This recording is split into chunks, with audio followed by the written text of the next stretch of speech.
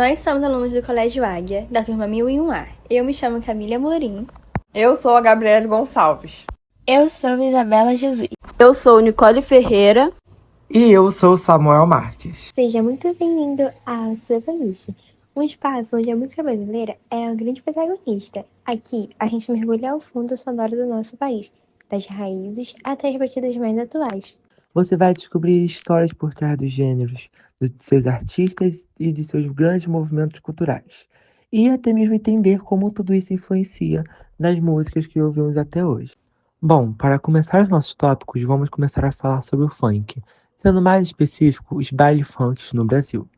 Esse estilo que surgiu nas periferias e ganhou muito espaço no mundo, tem muito mais do que apenas um som que sai da caixa. Ele tem história, ele possui influência e resistência. Quando a gente fala em baile funk, a gente está falando sobre cultura, sobre ocupação de espaço, sobre forma de expressão da juventude brasileira.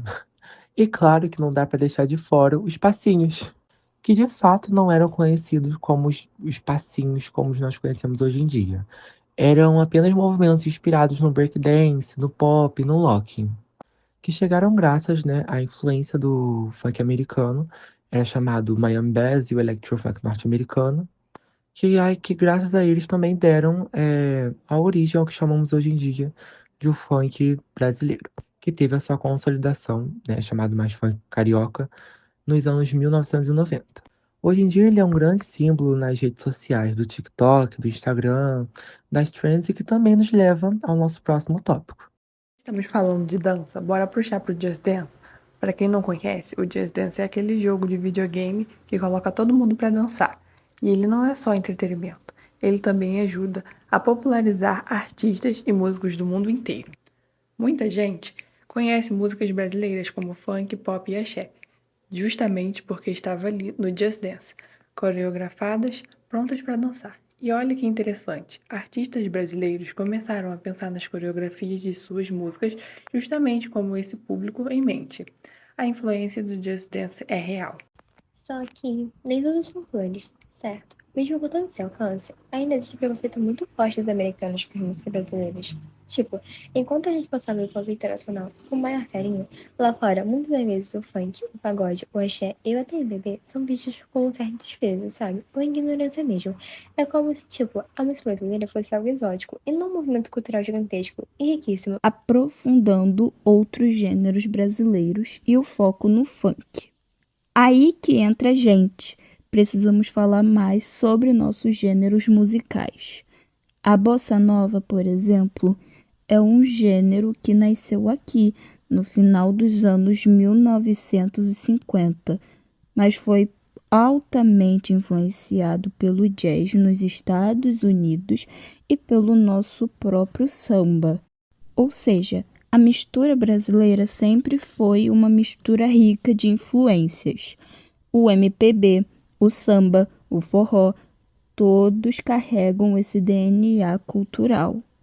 Mas o funk, especificamente, por ser mais atual, jovem e periférico, ainda sofre muito mais julgamento, mesmo com letras potentes, com produção de qualidade e com coreografias que dominam o mundo. É impossível não reconhecer que muita coisa da música brasileira vem da influência americana, do jazz na bossa nova, hip hop, no funk, no R&B, no trap brasileiro. Mas a verdade é que a gente não copia, a gente transforma, a gente reinventa, a gente dá sabor brasileiro para tudo. Agora daremos início a um tópico muito polêmico aqui no Brasil: a ditadura militar brasileira. A ditadura impôs grandes desafios aos músicos da época, mas também impulsionou a resistência cultural. Caetano, Bethânia e Gil e outros artistas encontraram maneiras de continuar se expressando, seja no exílio, seja driblando a censura com metáforas e simbolismos em suas canções. Sim, verdade. Meio que foi a ditadura que fez com que eles regredissem, né?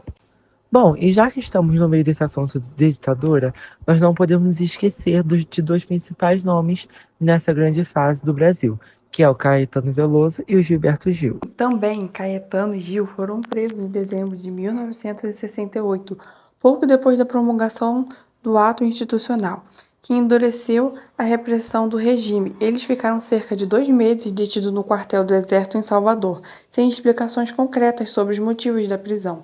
Há relatos de que o comportamento irreverente e a estética inovadora do movimento tropicalista, do qual faziam parte, eles desagradaram os militares. E como nós já dizemos aqui, Chico Buarque, Caetano Veloso e Gilberto Gil tiveram sim as suas letras vetadas e precisaram recorrer a algum tipo de metáforas para meio que driblar a repressão da música.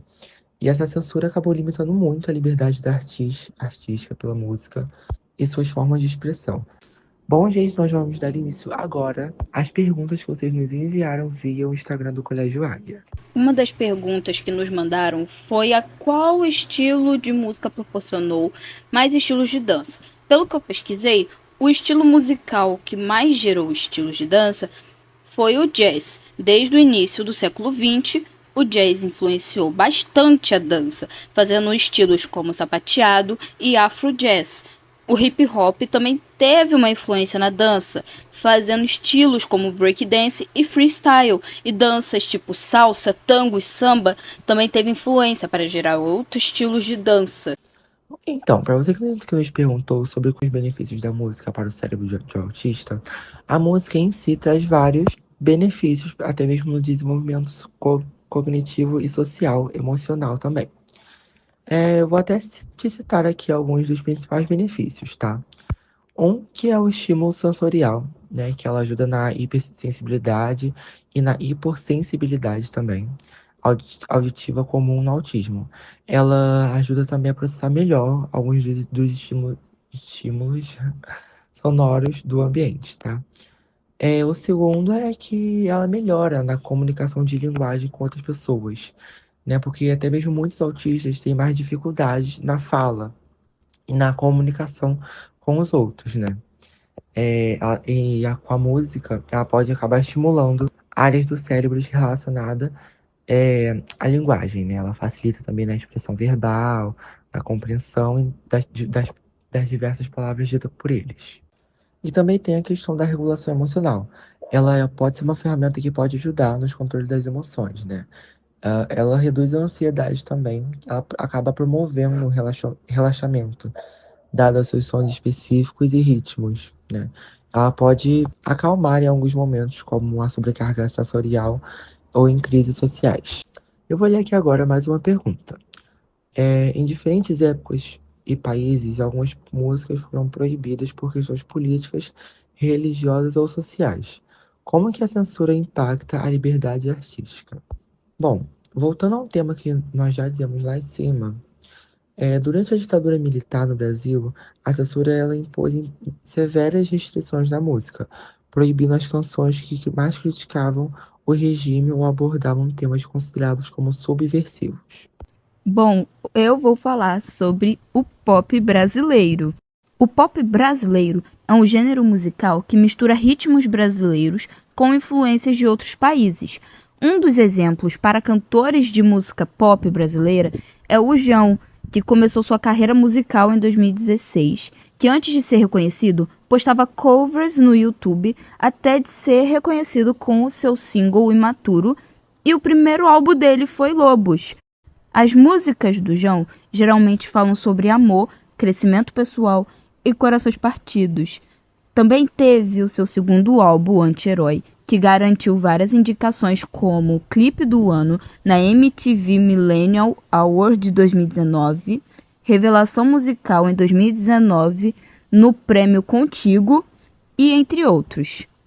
O seu sucesso mesmo foi quando lançou o terceiro álbum chamado Pirata, em 19 de outubro de 2021, com a música Idiota, que ficou famosa por conta das redes sociais.